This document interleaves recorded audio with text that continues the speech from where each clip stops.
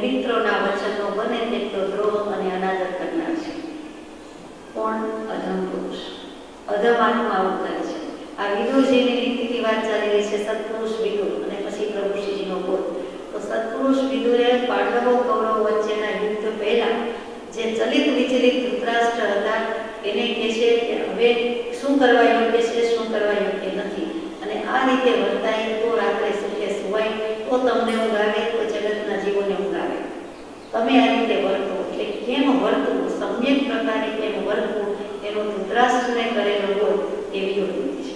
એટલે એકલા ધૃતરાષ્ટ્રને નથી, પણ કોઈ પણ રાજાને, સરકારને આજે પણ મુમુક્ષુ જીવને, આત્માર્થી જીવને સદુપયોગી છે એવો બોધ છે, જેને પ્રભુ શ્રીજીએ આ નીચેના બોધ અત્યંત લાભકારી, હિતકારી છે એમ કરીને સુરતમાં બોલાવેલું છે.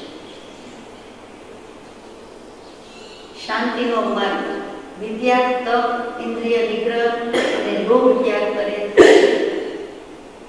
આટલું જો છોડે તો શાંતિ છે. વિદ્યા ગ્રહણ કરે, તપ કરે, ઇન્દ્રિયનો કંટ્રોલ, નિગ્રહ કરે, અને સાથે સાથે છોડવા જેવું શું તો કે લોભનો ત્યાગ કરે, તો જેને શાંતિ મળે. જ્યાં લોભ છે ત્યાં લાભ વધારે થાય છે માને છે. ખરેખર લાભ વધે છે એટલે લોભ વધે છે, અને તેના પરિણામે અસ્વસ્થતા, અશાંતિ, ચંચળતા, આરામ, પરિગ્રહ બધું જ વધે છે. આપણે જાણીએ છીએ. કોનો સંગ કરવો? 11મો બોધ છે કે ઉત્તમ પુરુષનો કરવો, અને ન મળે તો મધ્યમનો કરવો, પણ અધમનો તો ન જ કરવો. ઉત્તમ પુરુષનો, જ્ઞાની પુરુષનો સંગ સહવાસ જરૂર કરવો. કૃપાદેવે જ વસ્તુ એમ કહે કે આમ તો કોઈનોય સંગ કરવા યોગ્ય નથી, પણ જ્યાં સુધી એવી દશા ન થાય ત્યાં સુધી સત્પુરુષનો સત્સંગનો યોગ કરવો. અને તેથી સત્સંગના યોગે જ જે અસંગ થાય છે, સીધે સીધું અસંગ થવા જાય તો થઈ શકતો નથી, સમ્યક પ્રકારે અસંગ થઈ શકતો નથી. એટલા માટે સત્પુરુષ કે સત્સંગનો સહવાસ કરે, ઉત્તમનો સંગ કરે, ન બની શકે તો મધ્યમનો, સમકક્ષનો કરે, સમસ્વભાવીનો કરે, પોતાના મળતા જુદા ન કરે, પણ પોતાનાથી હલકા, નીચા, અધમનો તો ન જ કરે, કોઈ પણ ન કરે, ક્યાંય ન કરે. 12મો બોધ છે કોણ કોનો નાશ કરે છે. જાણીતી વાત છે કે વૃદ્ધાવસ્થા એ સૌંદર્યનો નાશ કરે છે, આશા ધૈર્યનો નાશ કરે છે, મૃત્યુ પ્રાણનો નાશ કરે છે, ઈર્ષ્યા ધર્માચરણનો નાશ કરે છે, કામ લજ્જાનો નાશ કરે છે, ક્રોધ લક્ષ્મીનો નાશ કરે છે, અને અભિમાન સઘળાનો નાશ કરે છે. માન તે માન, માનો કે નહીં, માન તે માન, માનવું જ પડશે. વાર છે માન્યાની, વારંવાર પ્રભુ શ્રીજી ફરમાવતા કે માન બધું ભણી લે છે. જેમ લોભ સર્વ પાપનો બાપ, એમ માન સગડાનો નાશ કરે છે. કોઈ પણ શાસ્ત્રકાર, કોઈ પણ જ્ઞાની પુરુષ આ વાત કહે છે. વિતરાગ વાણી જ કહે છે એમ નથી, જીનવાણી જ કહે છે એમ નથી, ઇતર દર્શનમાં પણ આ વાત તો આવે જ આવે. અને આજની તારીખમાં વિદુર નીતિની વાતમાં છેલ્લું તે દિવસે કરવાના કામ દિવસે કરી લેવા. એનો અર્થ કે વૃદ્ધાવસ્થા આવી જાય કે રાતોરાત આવતી નથી. એક એક સમય, એક એક સેકન્ડ જતાં જ બધું આવે છે, થાય છે. તો તે વખતે જો વૃદ્ધાવસ્થામાં કરી લીધું હશે તો ભવાંતરે કામ આવશે. એ યુવાવસ્થામાં કર્યો છે તો વૃદ્ધાવસ્થા વખતે લેખે લાગશે, વધતું જશે, અથવા તો એટલું ને એટલું પણ મેન્ટેન થશે. વૃદ્ધાવસ્થાના દુઃખ જાણીતા છે, ગર્ભ અવસ્થાના, જન્મ અવસ્થાના દુઃખ આપણે ભૂલી ચૂક્યા. ગર્ભ કરતા જન્મનું દુઃખ, જન્મ કરતા વૃદ્ધાવસ્થાનું દુઃખ, મરણનું દુઃખ અત્યંત છે. ગર્ભથી જન્મ વધારે, જન્મથી વૃદ્ધાવસ્થા, વૃદ્ધાવસ્થાથી મરણનું દુઃખ. તો ગર્ભ અને જન્મના આપણને યાદ નથી, મરણના બીજા હવે યાદ આવે તો એ કંઈ કહેવાનું રહેતું નથી. તો વચ્ચે જે રહ્યું છે, વેદવું પડે છે, જે બીજા વેદે છે, દેખાય છે, તે વૃદ્ધાવસ્થા અને એના દુઃખ. તો કે દિવસે દિવસના કામ કરી લેવા, વૃદ્ધાવસ્થા આવી જાય એ પહેલા યુવાવસ્થામાં તૈયારી કરી લેવી, અને ભવાંતરે જવાનું થાય તે પહેલા આ ભાવમાં તૈયારી કરી લેવી. અને ધન કમાવાનો અવસર પણ યુવાવસ્થા છે, ધર્મ કમાવાનો અવસર, સલોનો સોનેરી અવસર યુવાવસ્થા છે. પછી કરીશું, પછી જેવું કંઈ છે જ નહીં, કાલે કરીશું એવું છે જ નહીં. એટલે દિવસે કરવાના કામ દિવસે કરી લેવા. લડાઈ કરવાની છે, યુદ્ધ ખેલવાનું છે, ખેલવું જ પડે તો દિવસે ખેલવાનું હોય. સૂર્યાસ્ત થયો નથી કે યુદ્ધ વિરામ થયો નથી. એટલું જ નહીં, પણ એક પક્ષ બીજા પક્ષને પ્રેમથી ઉતરીને કહે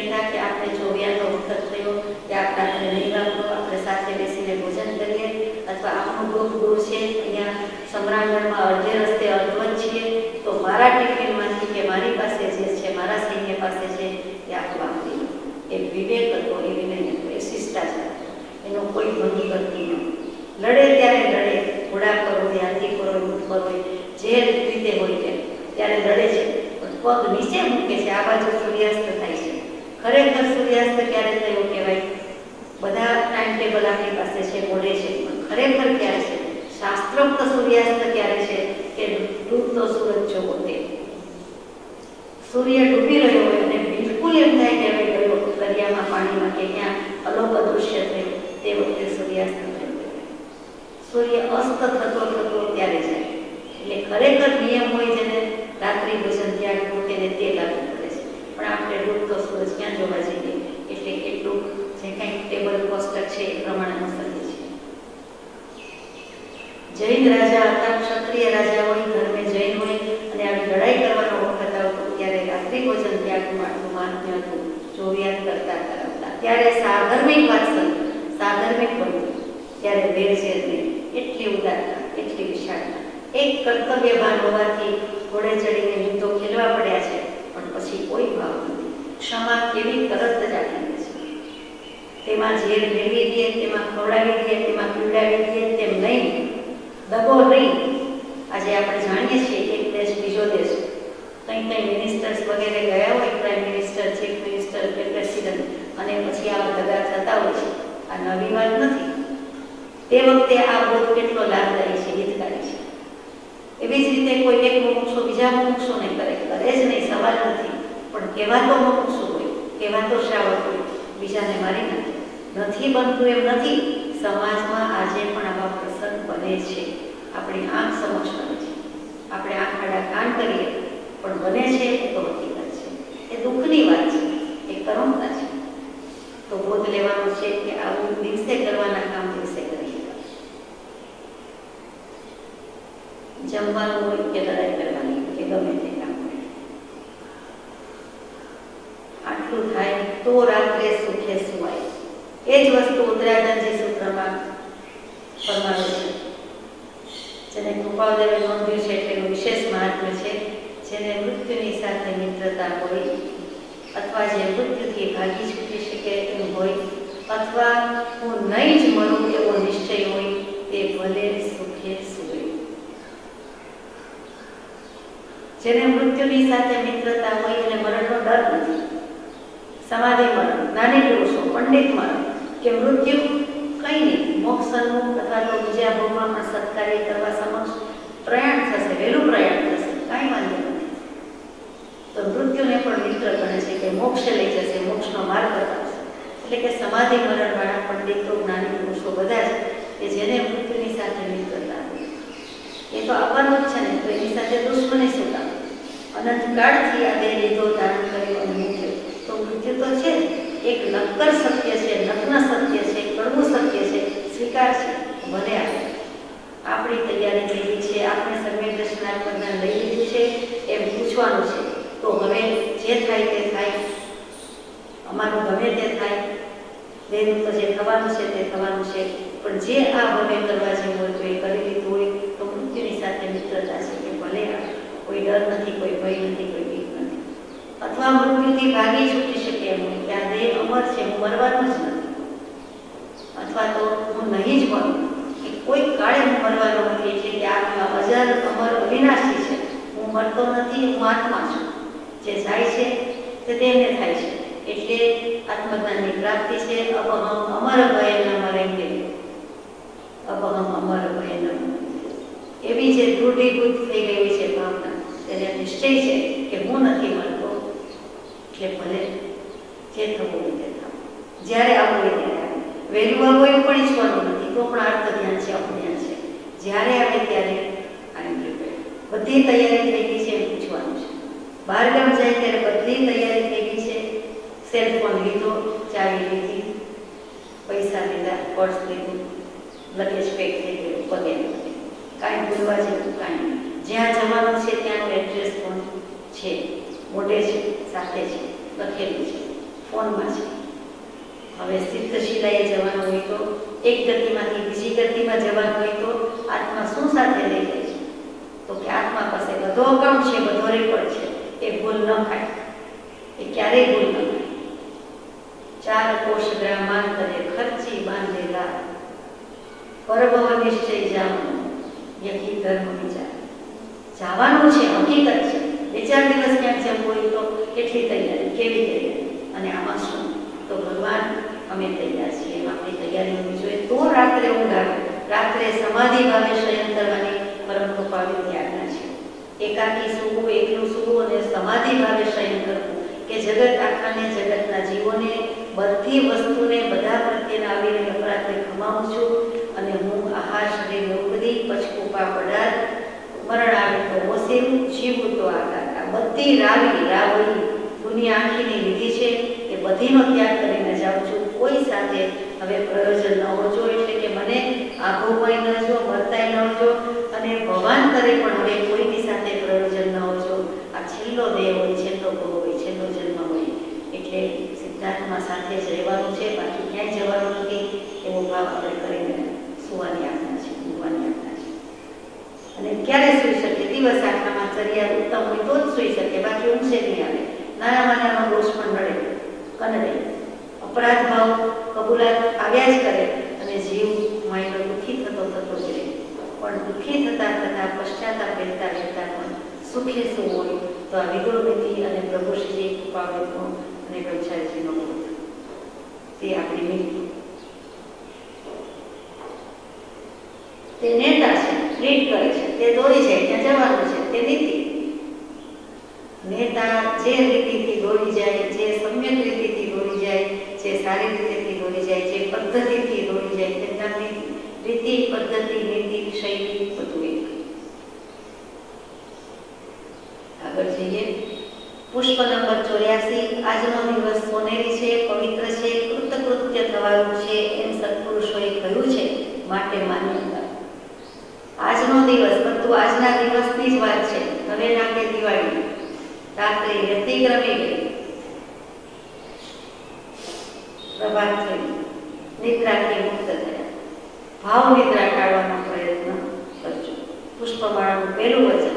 એટલે રાત ગઈ, અનંતકાળથી અનંત ભોગો કરતા કરતા અજ્ઞાનમય અંધકાર કંઈક ઓછો થયો, ગુમાવ્યો, એટલે તો આપણને હવે મનુષ્ય ભોગ મળ્યો. કે બધું ગયું છે, અને હવે શું કરવાનું? તો કે નવેસરથી જાગ્યા ત્યાંથી પ્રભાત, જાગ્યા ત્યાંથી સવાર, આજની તારીખથી શરૂઆત, આજના દિવસથી શરૂઆત.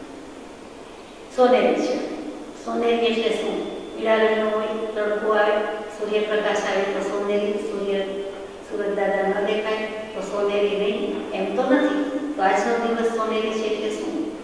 લૌકિક દૃષ્ટિએ તો એમ જ છે કે સૂર્ય નથી, સૂર્યપ્રકાશ નથી તો કાંઈ નથી, જગતમાં અંધારું છે.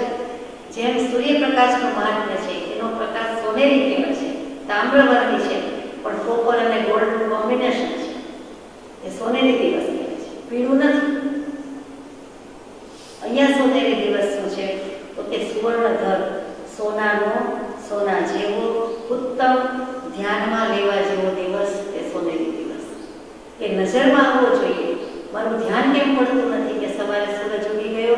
એ ધ્યાન પડે જ છે, ભાન પડે જ છે, સ્પષ્ટપણે પડે છે. એના અજવાળામાં, પ્રકાશમાં બધું દેખાય છે. તો આત્મા પણ સ્વયં પ્રકાશિત છે, સ્વ પર પ્રકાશિત છે. તો પછી મને મારી ચેતન સત્તા પ્રગટ કેમ ન થાય? એટલે આજનો દિવસ સોનેરી છે, મારા માટે સોનેરી છે. હું ઉઠી, જાગી, હું ઉઠ્યો, જાગ્યો, એનો અર્થ છે કે મારું આયુષ્ય હતું તો સવાર પડી. સવાર પડી, ભાગ્યશાળી છું કે સવાર થયું, પ્રભાત થયું, બધું ભક્તિ થશે, બધું વાંચન થશે. એવા કોઈ ભાવથી આપણને થાય કે આજે સારામાં સારી રીતે દિવસ જાય, એવી રીતે હવે કરવું છે. એટલે સોનેરી ઉઠ્યો અને સોનેરી સાબિત કરી. આજ દિન સોનાનો ઉઠ્યો, આજ દિન પ્રભુજી જન્મ્યા. બધું શું છે? હું મારો ક્યારે જન્મ થશે, મને ક્યારે સમ્યક દર્શન થશે, મને ક્યારે આત્મજ્ઞાન થશે, એવો ભાવ, એના માટે ઉત્તમ ચર્યા વિચારણા અને ઉત્તમ દિવસ તો એ સોનેરી દિવસ છે. અને જો સોનેરી થયો તો એ પવિત્ર પણ છે. કોઈ પણ દિવસ પવિત્ર છે, અને પવિત્ર કાર્ય કરીએ તો વધારે પવિત્ર છે. આત્મા પવિત્ર થયો. શું કામ? તો કે મૂળમાં આત્મા પવિત્ર છે. આ તો દેહ અને આત્માનો સંયોગ સંબંધ છે, કર્મ લઈને આવ્યો છે, એટલે આ કોમ્પોઝિટ ફોર્મમાં આવું બધું દેખાય છે, બાકી પવિત્ર છે. દિવસને પવિત્ર કરી દીધો એટલે કાળ દ્રવ્યને પવિત્ર કરી દીધું. એ કાળ શું કરી શકે? શિયાળો એટલે સારો અને ઉનાળો એટલે ખરાબ મનમનની માન્યતા છે. એક જીવને જે સમયે શિયાળો સારો લાગે છે તે જ સમયે બીજા જીવને સારો લાગતો નથી, શાકાહારી લાગે. એક જીવને ઉનાળો અશાકાહારી લાગે છે, બીજા જીવને ઉનાળો શાકાહારી લાગે છે. તો શિયાળા ઉનાળાના ચોમાસાનો શું વાંક છે? એમાં ગરમી ઠંડીનો શું વાંક છે? એમાં કાળ શું કરે? ચોથો આરો કે પાંચમો આરો એમ કહે છે કે હું ચોથો છું એટલે કલ્યાણ કરને, પાંચમો છું એટલે નહીં કરે. આરો શું કે? સમય શું કે? કાંઈ કહેતો નથી. ઘડિયાળ થોડી કે આવી ઘડિયાળ છું એટલે સામું જુઓ ને આવી ઘડિયાળ છું એટલે સામું નહીં જુઓ, કાંઈ નથી. ઘડિયાળને બંધ કરી દઈએ તો એ જગતનું ઘડિયાળ તો ચાલે છે, જો રાજલોકમાં ચાલે છે. મને એવું થાય કે ઘડિયાળ બંધ કરી દઈએ તો કઈ સમય થંભે છે? ગુજરાતી કેલેન્ડરનો દટ્ટો બહાર પડે છે, આપ જઈ કહેતા હોય ને 55 દટ્ટા 100 રૂપિયા, પાના ન ફાડીએ જેથી કરીને સમય અટકાવી દઈએ, આખું વર્ષ મારા હાથમાં રહે તો એમ ચાલે? રોજ રોજનું પાનું ફાડવાનું જ નહીં, જાણે કે સમય ગયો જ નથી. પાનું ફાડતા જીવને આત્મપ્રદેશો કરું કે અરે આ એક દિવસ હાથમાંથી વ્યતીત થઈ ગયો, રાત્રિ વ્યતી ગઈ, દિવસ વ્યતી ગયો, શું કર્યું 24 કલાક? કાળ કાંઈ ખરાબ કરી શકતો નથી. ધર્માસ્તિકાય, અધર્માસ્તિકાય, આકાશાસ્તિકાય અને કાળ, આ ચાર દ્રવ્ય તો ઉદાસીનપણે સહાયક છે. જીવોના અશુભ ભાવ અને કર્મ અને પાપથી કાળ ભોગવાય છે. કાળ તો જે છે તે છે, તે તો વય જ છે. Time and ટાઈડ weight four none. સમય અને સમુદ્રની ભરતી કોઈની રાહ જોતું નથી. તો પવિત્ર છે, પવિત્ર કરી લેવાનું છે. કૃતકૃત્યત્વવાળું છે. કૃત એટલે કરી દીધું અને કૃત્ય એટલે કરવા જેવું, એટલે કે કાર્ય. કરવા જેવું કાર્ય જેણે કરી લીધું છે તે કૃતકૃત્ય છે, તે ધન્ય છે, તે કૃતાર્થ છે. કૃપાળદેવી જેવા લખે છે કે ધન્ય રૂપ એવા કૃતાર્થ અમે, અમારું ઉદય જોઈને લોક માત્ર ભૂલે એમાં આશ્ચર્ય નથી.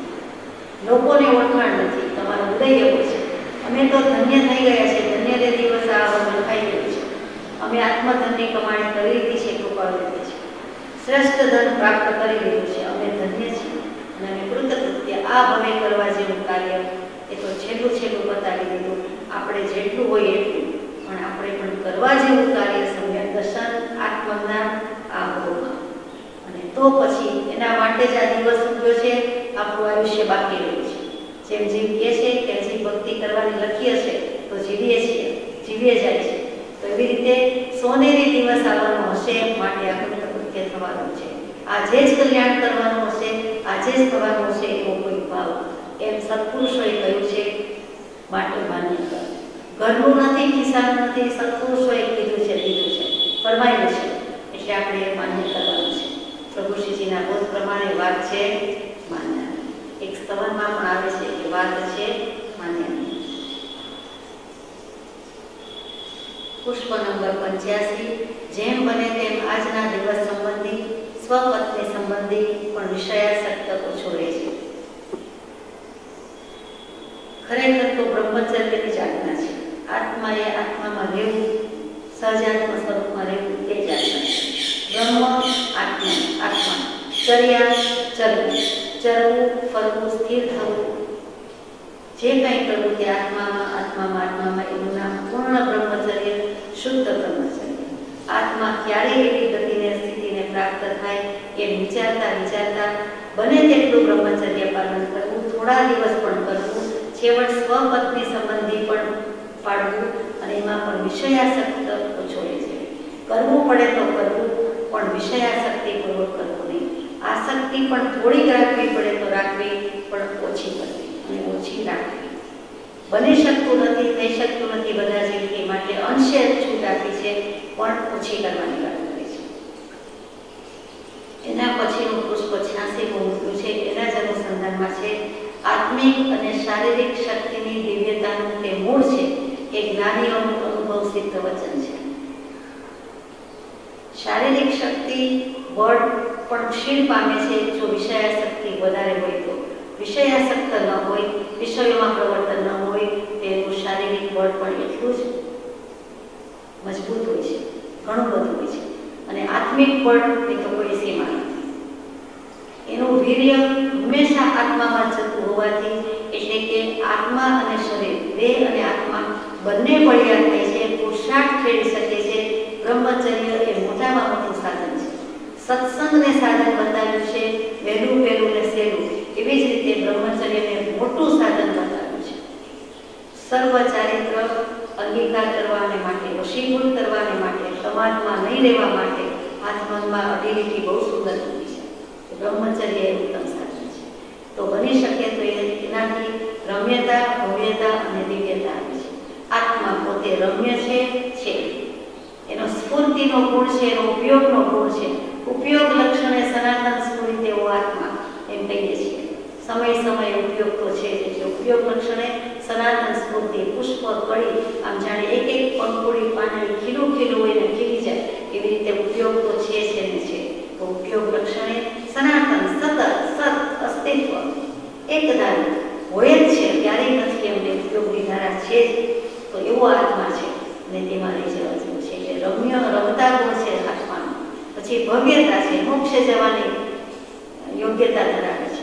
અભવ્ય છે, એમાં પણ ભૂ શબ્દ આવ્યો, ભવ એ થયા જ કરે છે, એનું અસ્તિત્વ છે જ. તો રમ્યતા, ભવ્યતા વાળો ગુણ છે. અને એવો ગુણ, એવો આત્મા દિવ્ય પણ થઈ શકે છે, દેદીપ્યમાન થઈ શકે છે, કાંતિમાન થઈ શકે છે, જો એ બ્રહ્મચર્યને સેવન કરે તો. એ જ્ઞાનીઓનું અનુભવ સિદ્ધ વચન છે. જ્ઞાની પુરુષો વિષયાસક્ત થઈ શકતા હતા, વિષયો ભોગવી શકતા હતા, જાણતા હતા, તેમ છતાં સમસ્ત સંપત્તિ ચક્રવર્તી છોડીને ચાલી નીકળ્યા છે. સર્વસંગ પરિત્યાગ કરી દીધેલો છે. તીર્થંકર દેવ હોય, ગૃહવાસમાં ભોગવતા હોવા છતાં, રહેતા હોવા છતાં, ત્યારે પણ વિષયાસક્ત નહીં, અનાસક્ત ભાવે રહી શકતા હોવા છતાં પણ છોડીને ચાલી નીકળ્યા છે. અર્થાત આ બધું છોડવા જેવું છે, પેલા ઘટાડવા જેવું છે, ઓછું કરવા જેવું છે. ક્રમે કરીને તે ક્ષીણ થાય છે. પેલા ઉપશમ થાય છે, શિથિલ થાય છે, અને ક્રમે કરીને તે ક્ષીણ થાય છે. ત્યાર પછીનું પુષ્પ 87. તમાકુ સૂંઘવા જેવું નાનું વ્યસન પણ હોય તો આજે પૂર્ણ કર. પછી લાંબી લીટી ડેશ, પછી કૌંસમાં મીંડું શૂન્ય, નવીન વ્યસન કરતા અટક. આ બધી વાતમાં ભગવાનને ઉપળગતને તમાકુ વિશે લખવું પડે. જોયું છે તે જમાનામાં પણ કે બધા વ્યસનમાં મસ્ત છે અને દુકાળીઓ આવી રહ્યો છે. વિક્રમ સંવત 1956 આ તો બહુ પહેલા લખાયું છે. એ વખતે તો અનાજના એક વાંધા છે, તો જીવ તમાકુમાં વૃત્તિ નાખે છે. આ તમાકુ શું છે? કોઈએ તમાકુ જોઈ છે? અહીં બેઠેલામાં તો કોઈ તમાકુ વાપરેવા નથી, પણ જોઈ પણ નહીં હોય કદાચ. તમાકુ જોવા જવું પડે. ચરોતરની, ચારુતરની ભૂમિ હોવાથી તમાકુના છોડ તો જોયા જ હશે. સુગંધની પણ ખબર હશે, દુર્ગંધની પણ ખબર હશે, પણ કેટલાક ઓળખતા નહીં હોય. ઓળખવા જેવું નથી, પણ ઓળખીને છોડી દેવા જેવું છે કે આને તમાકુ કહેવાય, આવો છોડ અને આનું સેવન કરીએ તો આ પરિણામ આવે, માટે આપણે વાપરવા યોગ્ય નથી. તમાકુ શું અને વ્યસન શું આપને તો ખબર હોય, આપણે સમજવું છે કે આ શું કહેવાય. તો તમાકુ ખરેખર શું છે? તો કે કેફી છોડ છે. તમ વત્તા કાલમ ઉપરથી તમાકુ શબ્દ આવે, એમાં જ અર્થ આવી જાય છે. એ કેફી છોડ, એના સૂકવેલા પાંદડા અને એની પણ એવી પતરી જ કહેવાય. કેફી છોડના સૂકવેલા પાંદડા જેવી પતરી, અને ખાવામાં પણ વપરાય, પીવામાં પણ વપરાય.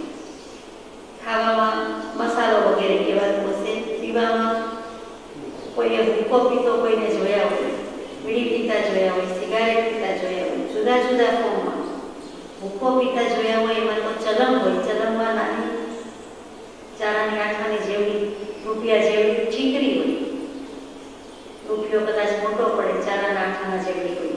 એ નાની ઠીકરી મૂકે, તમાકુની જ હોય, અમુક જગ્યાએ જ મળે, વગેરે વગેરે. અને એને વ્યસન કીધા. તો તમ વત્તા કાલ એટલે તમાકુ, તમ એટલે અંધારું. અંધારું ગમતું નથી, કોઈને ગમતું નથી. જે અંધારામાં લઈ જાય છે, અંધારા પ્રત્યે લઈ જાય છે, આત્માના ગુણને અંધારામાં રાખી દે છે, પ્રકાશને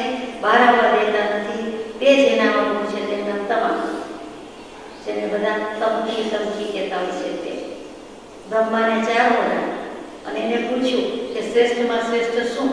તો કે એ વખતે અધોદશા અવગતિ છે, તો ત્યાં કહ્યું કે તમકી તમકી તમકી, એટલે કે તમાકુ તમાકુ તમાકી તમાકી તમાકી. એ તમાકીને ટોન્ટમાં પણ બોલાય. તમાકુ ન બોલવું હોય તો આપણે તમકી તમાકી પણ કહી દઈએ. અને એના પરથી તુમાકી શબ્દ આવ્યો. જે તમાકુ સેવે એનો વિચાર તુમાકી થાય એવું કહેવાય છે. તામસી સ્વભાવ કરે. વ્યસન શું છે? તો કે વિવત્તા અસ, વિશેષ પ્રકારે અસ્તિત્વ ન રહેવાથી, અસ્તિત્વ હયાતી હોવા છતાં, પોતે જીવતો જાગતો ખાતો બેઠો હોવા છતાં, આત્મા પ્રકાશિત હોવા છતાં જે વિશેષ પ્રકારે ન હોવા બરાબર કરી દે છે, હતો ન હતો કરી નાખે છે, છતો ન છતો કરી નાખે છે, તેનું નામ વ્યસન. પછી કોઈ પણ હોય, સિગારેટનું હોય, બીડીનું હોય, તમાકુનું હોય, હુક્કાનું હોય, ચા કોફીનું હોય, કે દિવસમાં 20 કપ તો ચા પીવી પડે, 10 વાર તો જોઈએ જ, 2 વખત તો જોઈએ જ, અને આવી જોઈએ, અને આ પ્રકારે જોઈએ, આ પ્રમાણે જોઈએ. નહીં તો શું? તો કે નહીં તો પાછું જોઈએ, નહીં તો નાડ તૂટે, નહીં તો નુકસાન થાય, નહીં તો નુકસાન થાય કે ચા પીતા નુકસાન થાય ને એસિડિટી થાય. પૂછવા જેવો સવાલ છે. વ્યસન તે વ્યસન આપણો અસ્ત કરી નાખે તેનું નામ વ્યસન. તો આપણને અસ્ત થવું ગમે કે ઊંઘવું ગમે, જાગવું ગમે. વિવત્તા અસ કહેતા કહી દીધું કે ખરાબ ગતે ચડે, કુટેવ, નિર્બળતા, અધોગતિ, અધપતન, પાપાચારની પ્રારંભ એટલે કે શરૂઆત, લીનતા, અસ્ત થવાની ક્રિયા, તેનું નામ વ્યસન. જે વ્યસન જે વ્યક્તિ જેટલું પણ સેવતી હોય તેની બાજુમાં જાઓ, તેની સાથે કંઈ સંપર્ક હોય તો દેખાય કે જીવ અસ્ત પામતો જાય છે. અમસ્તોય મોટો તો થાય જ છે, એટલે અસ્ત તો પામે જ છે, પણ હંમેશા એની જે મૂળભૂત કાંતિ હોય, એની મૂળભૂત સ્ફૂર્તિ હોય, એનું અસલી જે સ્વરૂપ હોય, એક ક્ષીણપણાને વસ્તુ હોય કે પામતું હોય, આપણો અનુભવ છે. વ્યસન તે વ્યસન, ભરડો લઈ લે તે વ્યસન ચાલે. ચા પીએ, બીજું કંઈ ખાઈએ પીએ, તે જુદી વાત છે. ચા કોફીની પણ ટેવ હોય, એ પણ વ્યસનમાં આવે, એટલી ચા ના આવે. દૂધનું હોય તો દૂધનું, કે એ નથી પીતું એટલે આમ થાય છે, તો ત્યાં વ્યસન છે. વૃત્તિ એમાં ને એમાં રહે છે, પણ મોટે ભાગે દૂધમાં એવું થતું નથી, એટલે એનું નામ લેતા નથી. તો એવા વ્યસન કરતા અટકવાનું છે. તો ચા વિના ન ચાલે, કદાચ ચલાવીને જ્ઞાની પુરુષ, પણ તમાકુ જેવા વ્યસનથી તો ચાલે એવું નથી. 7 વ્યસનનો ત્યાગ કરાવે છે ભગવાન, આપણે જાણીએ છીએ. પરમ કૃપાળુ દેવની આજ્ઞા મુખ્ય 7 વ્યસનના ત્યાગની છે, અને એમાંથી અનેક જીવોને આ સત્પુરુષોએ બચાવી દીધા છે. 7 વ્યસન ત્યાગમાં આપ કહેવાના છો કે તમાકુ નથી આવતું. 7 મોટા વ્યસન મૂક્યા છે: જુગાર, માંસ, મદિરા, મોટી ચોરી, શિકાર, વેશ્યાગમન, પર સ્ત્રી પર પુરુષ ગમન વગેરે.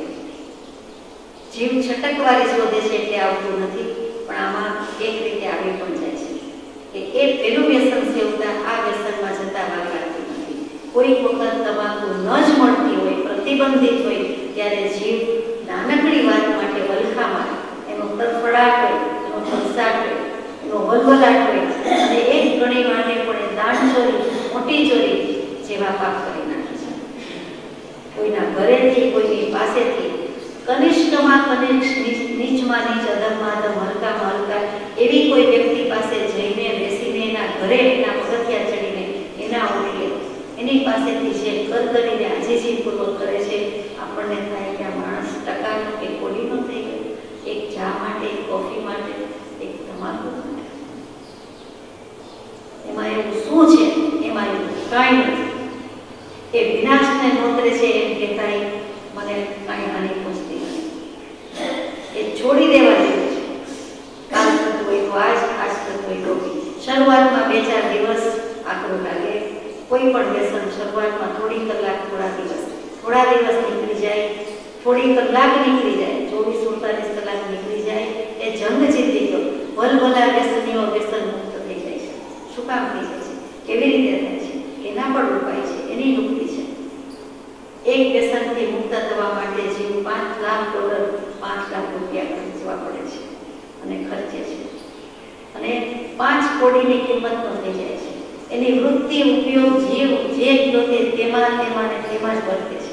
કૃપાળુએ તો મૂક્યું છે કે 1 પાઈની 4 પેઢી તે જમાનામાં આવતી ત્યારે મોટો બેરિસ્ટર કે મોટો ડોક્ટર કે મોટો કોઈ પણ ચમરબંધી રાજા હોય તો એ ભૂકા માટે, તમાકુ માટે, બીલની એક બટકા માટે કેવું કરે, ન કરવાનું કરે, કેટલો નાસીપાસ થાય, કેટલો નિરાશ થાય, કેટલો મૂડ ઓફ થઈ જાય, કેટલો અપસેટ થઈ જાય અને ધણધણિયા ધોળાવીને પણ છેવટે ગમે ત્યાંથી એ એક જરાક કસ લેવા માટે એવો ગરીબડો થઈ જાય, એની કેટલી દિલતા છે, કંગાલિયત થઈ જાય, એ પોસાય નહીં. શું કામ? તો કે નાનું વ્યસન હોય, તમાકુ સૂંઘવા જેવું નાનું વ્યસન અહીંયા સૂંઘનારાને પણ લાગુ પડે છે. દાંતે દેવાની બજારવાળા પણ આમાં આવી જાય છે. મેં તો જોયેલા છે કેટલાકને વડીલોને આજે બચપણમાં. અહીંયા તો બધા બહુ સમજો છે, કોઈને કાંઈ વ્યસન જ નથી એટલે સવાલ જ નથી. તો તમાકુ સૂંઘવી એને પણ વ્યસન કીધું. એટલું નાનું હોય તો પણ આજે પૂર્ણ કર. ચાલો હવે આ વાત પણ પૂર્ણ કરીએ છીએ. મીંડું જ વાળી દઈએ છીએ, નામું જ માંડું વાળી દઈએ છીએ. પૂર્ણ કરે એટલે આજે વ્યસન સેવી લે નહીં. છેલ્લું એકવાર પૂરું કરવું હોય તો કરી લે આજની તારીખમાં, પછી પણ એટલે નામું માટી વાળું પૂરું કરો. મીંડું વાળીને એકડો કરવાનું નથી એટલે માટે લીટીનો દે. આ કૃપાળુની શૈલી છે. આજે પૂર્ણ કર એટલે પૂરું કર, પછી લાંબી લીટી, ગુરુ રેખા, વિરાટ આ મર્યાદામાં થયેલું. લક્ષ્મણ મર્યાદા હતી. લક્ષ્મણે દોરેલી મર્યાદામાં સીતાજી ન રહ્યા તો શું હાલ થાય આપણે જાણીએ છીએ. થઈ મોટી રામાયણ. આપણે આ પરમ કૃપાળુ દેવે દોરેલી ગુરુ રેખામાં, આ ગુરુ ભગવંતની રેખા મર્યાદામાં ન રહીએ તો શું થાય? આ તમરામની રામાયણ છે અને મહાભારત પણ છે. રાગ દ્વેષ થાય, બધું થાય, વ્યસન તે વ્યસન એનો ગુણધર્મ છે, એ કરાવે છે એટલે કરવા જેવું નથી. પછી મીંડું વાળી દેવાની વાત. મીંડું મૂક્યું છે કૃપાળુ, પછી આ બ્રેકેટ્સ કૌંસ મૂક્યા છે. પછી કે છે નવીન વ્યસન કરતા હતા. આ છોડી બીજું નહીં, ઉલમાંથી ચૂલમાં નથી જવાનું.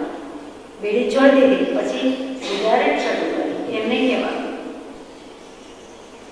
તમાકુ પાનમાં છોડી દીધી, લુખી શરૂ કરી, લુખી મૂકી દીધી, પાનમાં શરૂ કરી.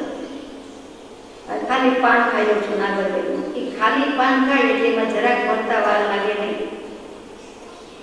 અથવા તો આટલું કરતો તો એમાંથી આટલું ઓછું કર્યું તો બધું જ મૂકી દેવાની વાત આવી ગઈ. નવીન વ્યસન કરતા જે જાય છે એ જાઓ, એ છોડીને બીજું નહીં. ચા છોડીને કોફી, કોફી છોડીને ચા. ઠીક છે, લિટલ બીટ બેટર કે આટલું છોડી શકે છે, આટલું છોડી શકે છે તો બધું પણ છોડી શકશે. બાકી કરવા જેવું નથી. કોફીમાં પણ કંઈક વ્યસન હોય છે. આ જ બ્રાન્ડ, આ જ દેશની આટલી જ માત્રામાં આવી મેં કોઈ તો જ શું છે ત્યાં જન્મવું છે. તે કોફીના બીન્સ તરીકે જન્મવું છે. ફલાણા ખાખરા પાપડ ભાવે એ જ ભાવે અને એ જ જોઈએ એવો આગ્રહ એ પણ એક અંશે વ્યસનની જ બેન છે. ત્યાં જન્મવું છે, તે ભૂમિમાં જવું છે, વિચાર કરવા જેવો છે. તો જ્ઞાની પુરુષો આવી વસ્તુ છોડાવે એમાં નવાઈ નથી. પુષ્પ નંબર 88. દેશ, કાળ, મિત્ર એ સગડાનો વિચાર સર્વ મનુષ્ય આ પ્રભાતમાં સ્વશક્તિ સમાન કરવો ઉચિત છે. મારે આત્મકલ્યાણ તો કરવું છે, પણ જીવે પૂછવા જેવું છે કે મને દેશ અનુકૂળ છે, હું આર્ય દેશમાં છું કે અનાર્ય દેશમાં છું. જ્યાં ક્યાંક આત્મકલ્યાણ થાય તેવા નિમિત્ત મળે છે. હિન્દુસ્તાનમાં હોવ તો પણ આર્ય ભૂમિ છે કે અનાર્ય જેવું જ આચરણ છે અથવા અનાર્ય ભૂમિ જ છે. 25.5 દેશ જ આર્ય દેશ કહેવાય છે, બાકી બધું અનાર્ય દેશ કહેવાય છે. જગત આખામાં, ભારત આખામાં પણ 25.5 દેશ, 25.5 આ ભગવાનનું ગણિત એટલે અડધો દેશ આર્ય છે અને અડધો અનાર્ય છે, એટલે અડધાની પણ ગણતરી કરી છે. 25.5 દેશના નામ પણ આપણે વિચારેલા છે, શબ્દકોશમાં મૂકેલા છે. એટલા આર્ય દેશ છે. તો દેશ અનુકૂળ છે કે કેમ, અથવા પ્રવૃત્તિ ક્ષેત્ર મને અનુકૂળ છે કે નિવૃત્તિ ક્ષેત્ર અનુકૂળ છે. સૌરાષ્ટ્ર ફાવશે કે ગુજરાત, ગુજરાત ફાવશે કે ગુજરાત સિવાય, રાજસ્થાન ફાવશે કે મધ્યપ્રદેશ, મધ્યપ્રદેશ ફાવશે કે ઉત્તર પ્રદેશ. આપણે તો દક્ષિણમાં જ કરીએ. રામચંદ્રજી ક્યાં હતા? દક્ષિણમાં. આચાર્ય ભગવાન ક્યાં થયા? કુંદાચાર્યજી વગેરે ઘણા જ આચાર્ય ભગવાન દક્ષિણમાં, સધર્ન પાર્ટ ઓફ ઇન્ડિયામાં, સાઉથમાં છે. તો તીર્થંકર મોટા ભાગે નોર્થમાં જ છે. તો નોર્થને કેવું કે સાઉથને કેવું? આવો જે બધો વિચાર. તો ભગવાન કે સ્વદેશમાં જવું હોય તો આ દેશ માનવા યોગ્ય છે. દેશનો શું વિચાર કરે છે? દેશ તને સ્થળ શું કરી શકશે? થોડાક અંશે કંઈક પ્રતિબંધ ઓછા વધતા કરી શકશે. તો તું વિચાર કર, એ વખતે મારી શક્તિ છે એ મારી શક્તિ છે, મારા ભાવ તે મારા ભાવ છે. શક્તિ અને ભાવ પોતાના છે. આ તો બધા પર છે, પરદ્રવ્ય થયા. ક્ષેત્ર શું કરે? દ્રવ્ય, ક્ષેત્ર, કાળ અને ભાવ. એમાં ક્ષેત્ર અને કાળ વચ્ચે છે દ્રવ્ય અને ભાવ પહેલું છે. 1 2 3 4 લખ્યા હોય તો એકડો વધારે કે છોકરો વધારે? એકડો પેલો હોવાથી 1 હોય તો 4 થાય. તે અપેક્ષાએ એકડાનું મહાત્મ્ય, દ્રવ્યનું મહાત્મ્ય. આપણે દ્રવ્ય છીએ, આપણે આત્મા છીએ, આત્મા દ્રવ્ય છે. એટલે જે કંઈ ચેતન જીવતો જાગતો આત્મરામ છે તો એનું ધામધૂમ ધમાલ છે, બાકી કાંઈ નથી. એટલે એકડાનું મહાત્મ્ય. પછી ક્ષેત્ર અને કાળ વચ્ચે છે, ભલે એનાથી વધારે છે, પણ આત્મા છે તો એને ક્ષેત્ર કાળ લાગુ પડે છે. એટલે 2 અને 3. ચોથું શું? મેક્સિમમ શું? વધુમાં વધુ શું? ભાવ. તો દ્રવ્ય અને ભાવ જ મુખ્ય થયા. તો કે છે દેશકાળ મિત્રત્વ સગડાનો વિચાર કરીજો કે મારા ભાવ મારી પાસે, મારી શક્તિ મારી પાસે, મારા ગુણ મારી પાસે, એનો કોઈ હકદાર નથી. મારા આનંદગુણનો સ્વામી હું એક છું. અક્ષય કોષનો એકમાત્ર સ્વતંત્ર સ્વામી આત્મા પોતે છે. તો દેશ અનુકૂળ છે કે કેમ? દેશ પ્રદેશ બધું આવી ગયું. પછી કાળ. તો આપણે હમણાં જ વિચાર્યું કે કાળ કેટલું કરી શકે, કાળ શું કરી શકે? આપણે કાળને સમય ભોગવાય છે. શિયાળો, ઉનાળો હવામાન પ્રમાણે, અને ચોથું આપણું પાંચમાનો જીવોના ભાવ પ્રમાણે. પછી મિત્ર. મને મોક્ષનો માર્ગ બતાવે એવો કોઈ મિત્ર છે? વ્યવહારમાં પણ મદદમાં આવે કોઈ મિત્ર છે? કે જુદા જુદા મિત્રો છે? તાળી મિત્ર, શેરી મિત્ર, પાર્ટી મિત્રનું કામ નથી. ખરો મિત્ર કોણ? મારો ખરો હિતેચ્છુ કોણ?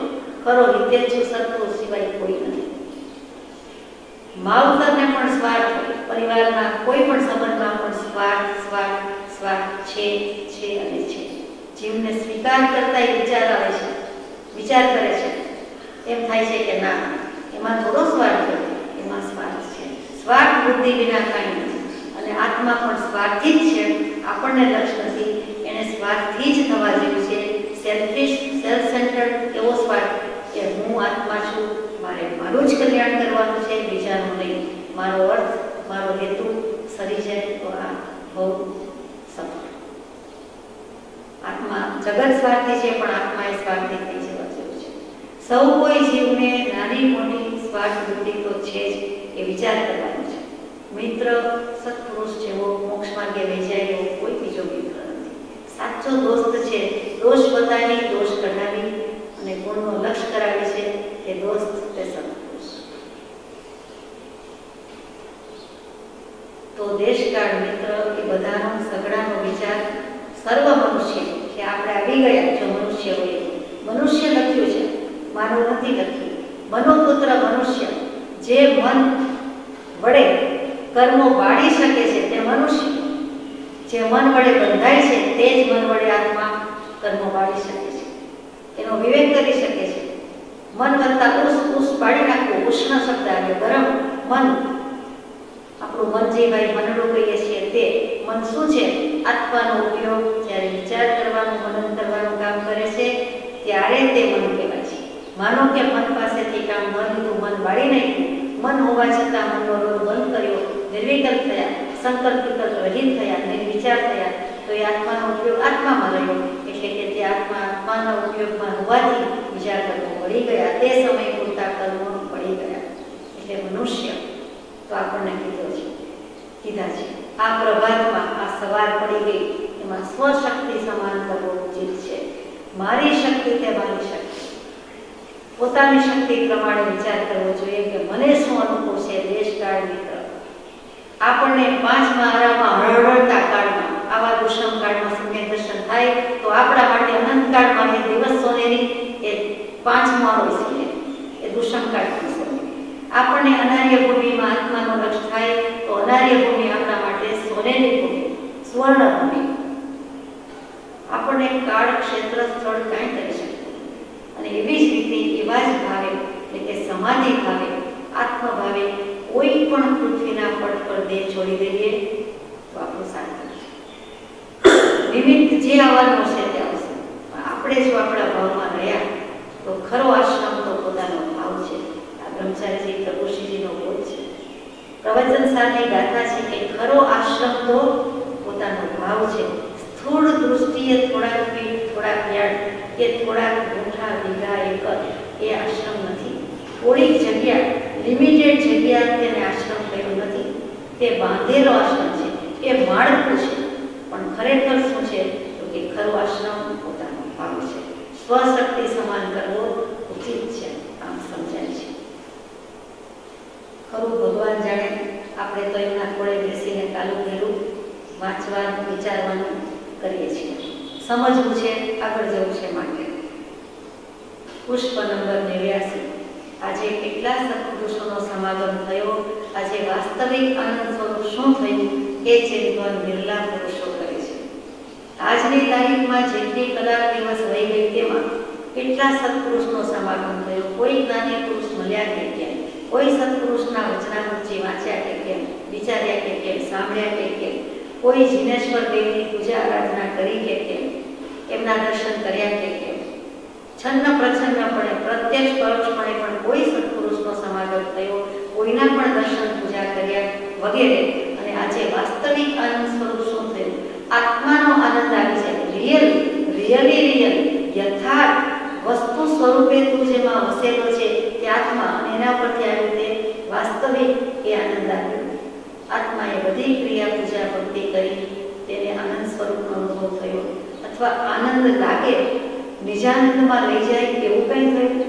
એવી સામાયિક થઈ, એવું પ્રતિક્રમણ થયું, એવી પૂજા થઈ, એવી સ્નાત્ર પૂજા થઈ, એવી પંચકલ્યાણ પૂજા થઈ, અથવા તો એવી દ્રવ્ય પૂજા થઈ, ભાવ પૂજા થઈ, એવો કંઈ સ્વાધ્યાય થયો, એવું કંઈ ભાવ આવ્યો, એવી કોઈ સ્પર્શના થઈ એ પૂછે છે.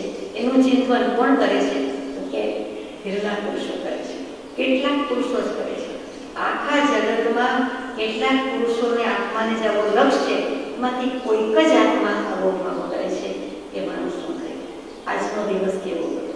સેલ્ફ ઇન્ટ્રોસ્પેક્શન લગભગ કોઈ કરતું નથી. વિચાર મંથન દોહન પછી આવ્યું પણ કરતું જ નથી. વિચાર જ આવતા નથી, ઉઠતા નથી. વિચાર કરવાનો અવસર કે સમય કે ફુરસત જ જાણે નથી. વર્ડસવર્થની કવિતા જેવી, What is this life is full of care? We have no time to stand and stare. આ જગત, આ દુનિયા એવી ચિંતાની, ટેન્શનવાળી થઈ ગઈ છે કે આપણને ટુ સ્ટેન્ડ અને ટુ સ્ટેર, કુદરતના ખોળે ઊભા રહેવાનો કે કુદરતી સૌંદર્યનો વિચાર કરવાનો કોઈ અવકાશ, ફુરસત, સમય નથી. કંઈક ને કંઈક ઓક્યુપાઈડ માઇન્ડ છે અને કંઈક ને કંઈક બીજા વિચાર કરીએ છીએ, બીજા પ્રવૃત્તિમાં છે, બીજા બધા વ્યવસાય કરીએ છીએ, પણ આવી કરી જાય છે. વર્ડસવર્થને પણ લાગીએ, આપણને લાગીએ, જ્ઞાની પુરુષને તો લાગેલું છે. એ કેમ કરતા નથી? નેચરલ બ્યુટી એટલે વૃક્ષની છાયામાં રહેવું કે જંગલમાં જવું કે ગુફામાં જવું એવું નથી. પહાડની સૌંદર્ય છે, પથ્થરની સૌંદર્ય છે. આત્મા જેમાં રહેલો છે જળ કાયામાં, તો આત્માનું સૌંદર્ય તો રહેલું જ છે. આત્માના ગુણો તો એની પાસે જ છે, સાથે જ છે. સ્વાભાવિક સૌંદર્ય, સ્વાભાવિક સુખ એક્સ નેચરલ ટેન્ડન્સીમાં જોયો જાય છે. વિભાવ પરિણતિમાં, પ્રભાવ પરિણતિમાં વાય, વોટ ફોર, શું કામ, શા માટે, ફોર વોટ, પોતે સુખમય છે, સૌંદર્યમય છે, પોતાને સ્વભાવનું સુખ છે માનતો નથી, એમાં રહેતો નથી. તો નેચરલ બ્યુટી છે, સ્વાભાવિક ગુણો છે, કુદરતી ગુણો છે, સહજ સ્વરૂપ છે, નેચરલ સ્વરૂપ છે. સહજ, સ્વાભાવિક, નેચરલ, પ્રાકૃતિક, કુદરતી, નૈસર્ગિક સાથે જ આવેલું છે. અને સહજ એ સાથે જાય છે. અરિહંત અને સિદ્ધ સ્વરૂપ જ્યાં સાથે જ રહેલું છે તે સ્વ સ્વરૂપ, નિજ સ્વરૂપ. પછી ભાગ પડ્યા અરિહંત અને સિદ્ધ, બાકી સ્વરૂપ તે સ્વરૂપ.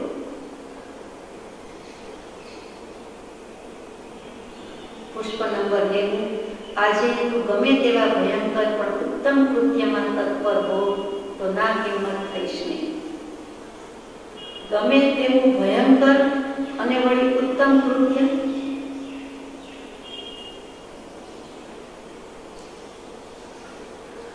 ઉત્તમ કૃત્ય આત્માની જ વાત છે, શ્રેષ્ઠ કૃત્ય. સંસારની વાત કરતા હોય, લૌકિક વાત કરતા હોય તો પણ ઉત્તમ એટલે કંઈક સારું, પરોપકાર વગેરે, સેવાભાવ, કંઈ પણ એવું ઉત્તમ કૃત્ય હોય અથવા તો આત્માનું ઉત્તમ કૃત્ય હોય, સમ્યક દર્શનનું, આત્મજ્ઞાનનું કે કેવલ જ્ઞાન, તો એના માટે તું તત્પર થઈ ગયો હોય તો ના હિંમત થઈશ નહીં. મારે આત્મજ્ઞાન જોઈએ જ, મારે સંગીત જોઈએ જ, મારે જ્ઞાન જોઈએ જ, મારે મોક્ષ જોઈએ, નહીં તો માથું કાપી નાખીશ છેલ્લાથી પુત્ર. એવી તત્પરતા હોય કે હો હું તત્પર છું, 7 દિવસ ભૂખ્યો તરસ્યો રહીશ, 1 મહિનો ભૂખ્યો તરસ્યો રહીશ, પણ આ દેહને આત્માને કલ્યાણ થાય તો જ વાત. આવું કરવાનું નથી, ભૂખ્યા રહેવાનું નથી, એવી ભૂખ હડતાલ કરવાની નથી. આપણે આ તો સમજવા માટે છે, કાંઈ કોઈ થાય નહીં, કોઈ કરેવાય નથી. આ તો વાત છે કે કદાચ એનો નિર્ધાર કરી દે તો કે ભયંકર છે, ભય ઉપજાવી દે, અરે આવો નિર્ણય લઈને બેઠા, આવો સત્યાગ્રહ કર્યો છે, આવો અનાગ્રહ છે, ભૂખ હડતાલ પર ગયા છે, અનશન લઈ લીધું કે શું, તો એ ભયંકર છે, પણ છે ઉત્તમ કૃત્ય. પ્રાપ્તિ, એનું ગોલ, એનું ધ્યેય, એનું લક્ષ્ય ઉત્તમ છે, મોક્ષથી નીચું કાંઈ નથી. તો એમાં તત્પર થઈ જાય, ભલે તૈયાર થઈ ગયો તો કે તો તું ના હિંમત થઈશ નહીં. અંબાલાલભાઈ જેવા અંબાલાલભાઈને ધીરજ તૂટી ત્યારે કૃપાળુ કહે છે કે ખેદ નહીં કરતા, શૂરવીરપણું રહીને ચાલતા, મોક્ષ પાટણ સુલભ છે. 813મો પત્ર છે. જરાક ધીરજ ઓછી થઈ જાય, જરાક ખેદ આવી જાય, થોડાક નાસીપાસ ના હિંમત કે નિરાશ થઈ જાય તો ભગવાન કહે છે નહીં, ના હિંમત થવાનું નથી. તને ભલે ભયંકર લાગતું હોય, સંસારનું સ્વરૂપ ભયંકર લાગે છે, લાગ્યું છે, વૈરાગ્ય છે, તો પછી એને ઉત્તમ કૃત્યમાં, મોક્ષ જેવા કામમાં, સારા કામમાં ઢીલ નહીં, સારા કામમાં સોવિઘ્ન, સારા કામમાં ઢીલ નહીં, શુભસ્ય શીઘ્ર. સારું કામ તો વહેલું જ પતાવી દેવાનું. જે પ્રાયોરિટી સેટ કરી હોય એમાં આવી કોઈ પ્રાયોરિટી હોય તો એને તો વહેલી પૂરી કરવાની હોય, બીજા કામ પછી કરશું. સંસારવાળાને કહી દેવાનું છે મોક્ષે જઈને સંસારના કામ કરશું, અત્યારે નહીં, પછી ક્યાં કરવાના છે. વાયદો એવો કરવા જેવો છે કે પછી કરશું, પહેલા મારો મોક્ષ, પહેલા મારો આત્મજ્ઞાન, પછી તમારું કામ, પ્રાયોરિટી બદલાવાની છે. મહાવીર સ્વામી અને ગૌતમ સ્વામીના દૃષ્ટાંત યાદ આવે. ઉત્તમ કૃત્ય છે એટલે કેવલજ્ઞાનની વાત છે. ગૌતમ સ્વામી કેવલજ્ઞાન માટે તત્પર છે, પણ જરાક ના હિંમત, ના સિપાસ છે, આપણી ભાષામાં વાત કરીએ છીએ. તે વખતે મહાવીરદેવ ફરમાવે છે કે હે ગૌતમ, સમય ગોયમાં માપ માગે, સમય માત્રનો પ્રમાણ ન કરો. અને કેવી હિંમત આપે છે તો કે આપણા બંનેના પણ લેણ, ગૌતમ સ્વામી મહાવીર સ્વામીના પ્રી કનેક્શન્સ, પૂર્વકો 5 ગૌતા ઓછામાં ઓછા, એટલે તને મારા પર, મારા દેહ પર, મારી કાયા પર રાગ હોય એ સમજાય છે. પણ તે કેટલો પુરુષાર્થ કર્યો કે અનંત કાળના પરિભ્રમણમાં છેલ્લો ભોગ તો છે તારો, એટલે તું છેક સુધી આવી ગયો છે. બધું કાપતા કાપતા મનુષ્ય ભોગ બન્યો, એમાંથી વૈરાગ્ય આવતા બ્રાહ્મણ કુળમાં જન્મ હોવા છતાં જૈન સંસ્કાર મળ્યા, સર્વજ્ઞનો બોધ મળ્યો, શરણાગતિ સ્વીકારી, માન મૂક્યું, અને તું મુનિ થયો, સર્વસંગ પરિત્યાગી. બીજી બધી આટલી વૈયાવસ કરે છે, મારી આટલી સેવા શુશ્રૂષા કરે છે, પણ ક્યાં અટકે છે? સમ્યક દર્શન પણ થઈ ગયું છે, શ્રદ્ધામાં કચાશ નથી, તો ક્યાં કચાશ છે? તો કે આ સફરી જહાજમાં બેસાડ્યા છે, મોક્ષ માર્ગે લઈ જઉં છું, એમાં પણ બેસી ગયા છે. તો હવે ક્યાં છે? તો કે જે હોડી છે, સ્ટીમર છે, સફરી જહાજમાં, એમાં હજી બેસવામાં એક પગ અંદર છે, એક પગ બહાર છે. હવે કિનારો પણ છે, કિનારે જહાજ લાંગરી જાય છે, લગભગ લાંગરી જાય છે. તો કે હવે આ એક પગ અંદર મૂકી દે એટલી જ વાર છે. સમયમ ગોયમાં માપમયે, તો સમય માત્રનો પ્રમાણ ન કર. આપણે એને આટલો જ સમય, આટલો જ પ્રમાણ પણ કરવા જોઈએ નથી, સેવા યોગ્ય નથી. તો અહીંયા ના હિંમત થઈશ નહીં, તું કિનારે આવી હવે એક પગ લઈ લે, પછી એક પગ થયો કે 2 પગ થયો, પણ એટલું બેસવાની વાત છે. બેસી જાય પછી તો કહે છે કે લાંબા ટૂંકા પગ નહીં કરે, રંગીન લાંબો જોઈને કૂદી ન પડે, અને અડધે રસ્તેથી જો ઉતરી જાય કે પડી જાય તો સદગુરુનો સન્માન. ના રામ નામ કા નાવડા માય બેસાડ્યા રાખ અર્ધ પસારે કૂદી પડે સદગુરુનો શોમાં. તો આપણે વચ્ચેથી ક્યાંય કૂદી પડવાનું નથી, બીજે ક્યાંય માથાકૂટ કરવાની નથી. મળ્યું છે એ સાચવી રાખવાનું, મળ્યું છે તે જાણવાનું છે, માનવાનું છે. ટૂંકમાં હિંમત બંધાવે છે. 91મું પુષ્પ છે શુદ્ધ સચ્ચિદાનંદ કરુણામય પરમેશ્વરની ભક્તિ એ આજના તારા સત્કૃત્યનું જીવન છે. શુદ્ધ સચ્ચિદાનંદ કરુણામય પરમેશ્વરની ભક્તિ. જીનેશ્વરની ભક્તિ નથી લખ્યું, પરમેશ્વરની ભક્તિ લખ્યું છે. પરમ ઐશ્વર્ય જેનામાં છે તે ઐશ્વર્ય ઓછામાં ઓછું કે વધુમાં વધુ 6 પ્રકારે. એ 6 પ્રકારે જે ઈશ છે, જેનો અધિકારી છે, જેનો સ્વામી છે, યશ કીર્તિ જ્ઞાન વિદ્યા બધાનો જે સ્વામી છે તે પરમેશ્વર. પરમ ઐશ્વર્ય જેને પ્રાપ્ત થયું છે, ઉત્કૃષ્ટ ઐશ્વર્ય પ્રાપ્ત થયું છે. અને શુદ્ધ સચ્ચિદાનંદ કરુણા સાગર તો હોય જ. કૃપાળુ પોતે જ કહે છે કૃપા સિંધુ અમે કરુણા સાગર છીએ. પછી શુદ્ધ પહેલું જ માથું ઉતાર્યું છે, વિશેષણ મૂક્યું છે શુદ્ધ. તું આત્મા શોધીને આવ્યો, તું શુદ્ધ થયો તો તે આત્મા શોધ્યો. અશુચિ અશુદ્ધિ બધી દૂર કરી. ચાંદીનું વાસણ કે કોઈ પણ વાસણ કટાઈ ગયું, સહેજ સ્ટાબ્લિશ થયું, કાટતો નહીં આવે પણ મેલ આવે તો એને ચમક આવે, એનો મેલ કાઢી નાખ્યો, રાગ દ્વેષ વિષય કસાઈ કાઢી નાખ્યા, રસ્તા ગયા થોડું પછી થોડુંક જાય એટલે તો બહુ એમ થાય કે હવે આટલું જ રહ્યું, હવે આટલું જ રહ્યું. પછી એક ટાંકણી જેટલો નીડલ પોઈન્ટ જેટલો પણ ડાઘ ગમે નહીં, પછી મરણીયો થઈ જાય એટલું પણ રાખેલું શુદ્ધ થાય છે. આત્માનું સ્વરૂપ એવું જ શુદ્ધ છે. સ્ફટિક જોઈને એમ થાય કે મારું સ્વરૂપ, મારા આત્માનું સ્વરૂપ આવું જ શુદ્ધ છે. એની બાજુમાં વસ્તુ મૂકતા વિચારનો પ્રતિભાસ થાય છે, પણ તે રૂપ નથી. તેમાં જ નાખી દીધું હોય પુષ્પ વગેરે કલર, તેમાં જ ડિઝાઇન વગેરે મૂકી દીધી હોય, તેના હોય તેમ સ્ફટિક લાગે છે, ક્રિસ્ટલ લાગે છે. પણ ખબર છે કે બીજી વસ્તુ હટાવી લ્યો એટલે તરત જ જેવું હતું તેવું અસત્ય શુદ્ધ સ્વરૂપ. એની વ્હાઇટનેસ, ક્રિસ્ટલની સફેદાઈ એવી જ શ્વેતતા, એવી જ શુક્લતા, એવી જ પવિત્રતા આપણા અંતર્યામી છે, જે ભગવાનની પરમેશ્વરની એ જ પોતાની છે. શુદ્ધ સચ્ચિદાનંદ અને કરુણા.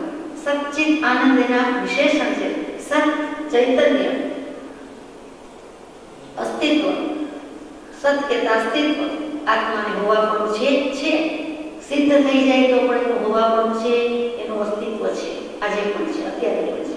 ચિત્ત ઉપયોગમય છે, જેને દર્શન ઉપયોગ છે, જેને જ્ઞાન ઉપયોગ છે, જે બંને છે, જે ચેતયિકા છે, જે પ્રકાશમય છે, સ્વપર પ્રકાશિત છે, નામ ચેતના છે, ચૈતન્ય છે.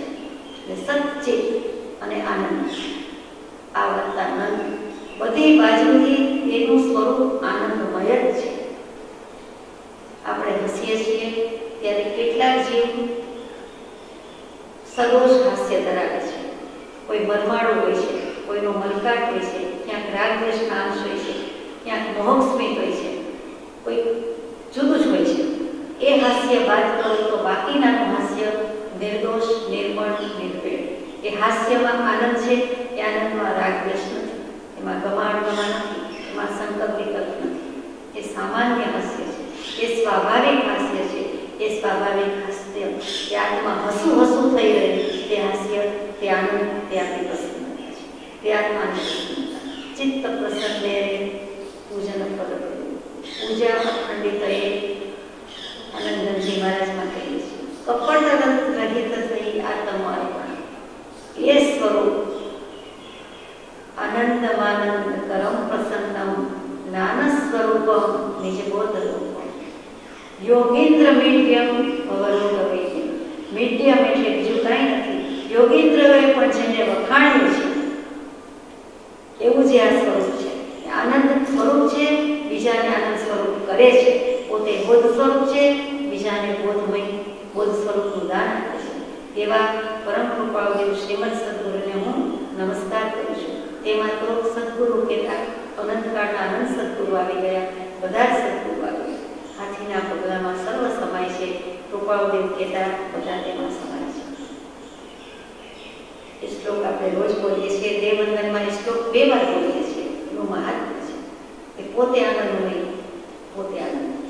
રૂપાવળી તો છે જ, નાની પુરુષ તો તે છે જ, આપણે તો છીએ અને આપણે પ્રગટાવવાનું છે. અને તો પછી આજના તારા સત્કૃત્યનું જીવન છે. તો આજે આપણે સત્કૃત્ય પુણ્ય કમાયા, પવિત્ર થયા, જે નહોતું કરવાનું એ કર્યું અને સત્કૃત્યનું જીવન જીવતા એના વડે તું જીવે છે. શ્વાસોચ્છ્વાસ વડે